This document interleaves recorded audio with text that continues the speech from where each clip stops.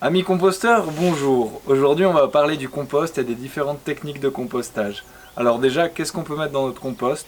Tout ce qui est la matière organique. La matière organique, ça peut être aussi bien les coquilles d'œufs que vous avez utilisées pour faire vos crêpes, que les pelures d'avocat, que du pain, ou encore les pelures d'ail.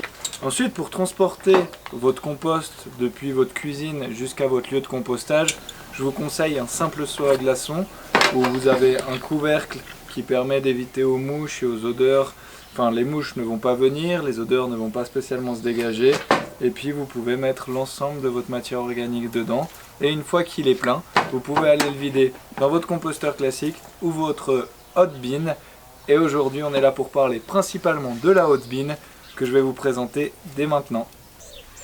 Nous voilà face au compost. Donc il y a l'ancien système de compostage où là on a un bac en plastique dans lequel on déverse ces déchets organiques.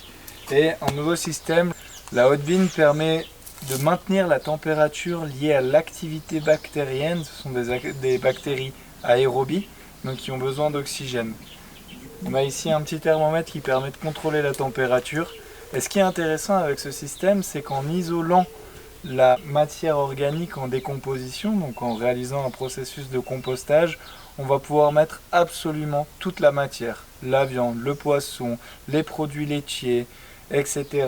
sans aucun problème, sans odeur, sans invasion de mouches, parce que le process garde la température entre 30 et 60 degrés, ce qui fait que tout se dégrade très rapidement. Concernant la hot bin, il faut savoir que vous avez une entrée d'air au niveau du bas qui va permettre aux bactéries d'avoir l'oxygène dont elles ont besoin. Pour ça, on va mélanger la partie organique qui vient de votre cuisine avec des copeaux, du journal, du carton ou toute la matière sèche que vous allez pouvoir avoir dans votre jardin. Ensuite, on a un petit robinet ici qui va permettre de récupérer les jus et ce jus est un excellent fertilisant pour vos plantes. On a un petit fond de jus, pas grand chose, ça vous allez pouvoir le diluer et puis mettre directement à vos plantes.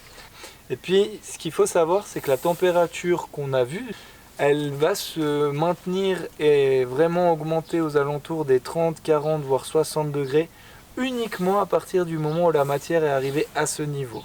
Avant, c'est normal que vous ayez une température qui soit proche de la température extérieure.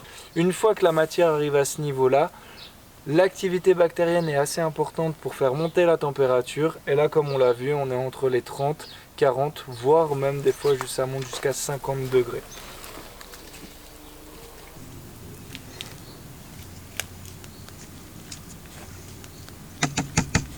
Voilà le résultat après 3-4 mois. On a ici un compost qui va pouvoir être utilisé pour faire vos semis. N'hésitez pas à le mélanger avec de la terre.